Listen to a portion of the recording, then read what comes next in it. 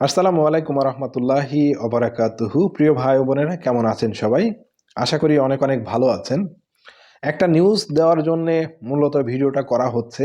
তো আমরা যেহেতু আহ, বাংলাদেশের মানুষ বিভিন্ন ধর্মের আছি, বছরের 31st নাইট উদযাপন করি এবং পাশাপাশি 25 ডিসেম্বর খ্রিস্টানদের সব থেকে বড় দিন উদযাপন হবে। তো এখানে কিছু কিছু বিষয় নিষেধাজ্ঞা আছে। তো এই নিষেধাজ্ঞাগুলো কি? 25 ডিসেম্বর খ্রিস্টানদের যে বড়দিন, সেখানে হচ্ছে আপনাকে খুবই সতর্কভাবে যেতে হবে। আপনি চার্চে যাবেন, তো ওখানে ঢুকার পথে আপনাকে স্ক্যানিং করা হবে, ধাতব কিছু আছে কিনা এটা আহ, আপনার কাছে চেক করা হবে। তারপরে ম্যানুয়ালি চেক করা হবে, মানে হাত দিয়ে, শুধু হাত দিয়েই আপনাকে চেক করা হবে যে আপনি কোনো বিশৃঙ্খলার জন্য এখানে আসছেন কিনা। আরেকটা হচ্ছে, চার্চের আশেপাশে কোনো দোকানপাট বসতে দেওয়া যাবে না। সেখানে কোনো আতশবাজি বা পটকা এগুলো ফুটানো যাবে না এবার। গতবার তো অনেকেই অনেকভাবে উদযাপন করেছেন, কিন্তু এবার সেটা আর হচ্ছে না। আচ্ছা, এটা গেল খ্রিস্টানদের সব থেকে বড় দিন। এখন আম পাবলিকের জন্য, কারণ হয়তো আমি করি না, আপনি করেন, আপনি করেন না, আরেকজন করেন, কিন্তু 31st নাইট কিন্তু উদযাপন করে। বিশেষ করে কিছু উঠতি বয়সের ছেলে মেয়ে এগুলো করে। সেটা আমি দেখেছি, আহ, বিভিন্ন নিউজে দেখা যায়। গত যে বছরগুলো গিয়েছে সেগুলোতে দেখে এসেছি। এখন এইবার কিন্তু সেটা হবে না যে আপনি আতশবাজি ফুটাবেন, 31st নাইটে পটকা ফুটাবেন, গান বাজনা হবে ওইরকম সাউন্ড দিয়ে, এগুলো হবে না। তারপরে আরেকটা জিনিস, ফানুস, ফানুস যে উড়াই, সে ফানুসও আপনি উড়াইতে পারবেন না। সেটা হচ্ছে খ্রিস্টানদের বড়দিনেও আপনি উড়াইতে পারবেন না, প্লাস আপনি হচ্ছে 31st নাইটেও ফানুস উড়াইতে পারবেন না।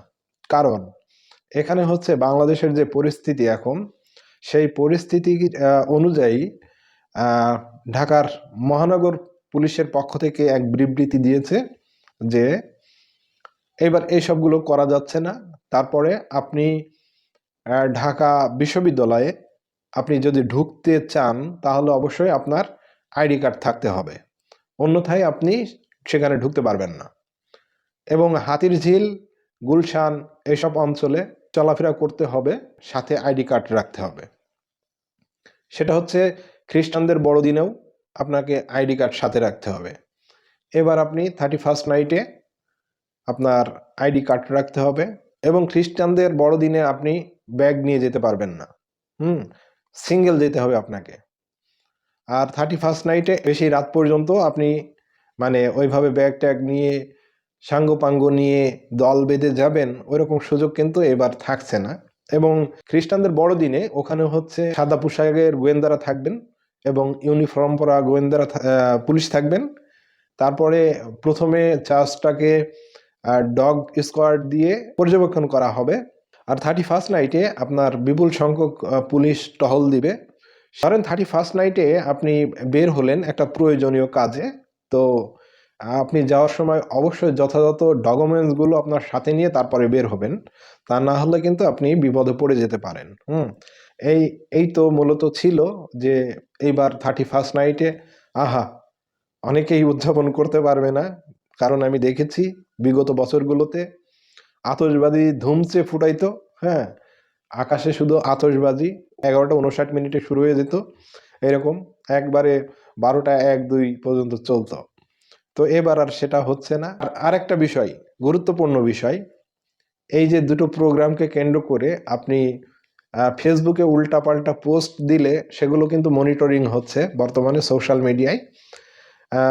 যেহেতু আমাদের বাংলাদেশ নিয়ে এখন বিভিন্ন প্রোপাগান্ডা ছড়ানো হচ্ছে, সে হিসাবে হয়তো এমনটা হইল যে অন্য মানুষ মারল বা সংখ্যালঘুদের উপরে হামলা করলো, সেক্ষেত্রে দোষ পড়বে বাংলাদেশের উপরে।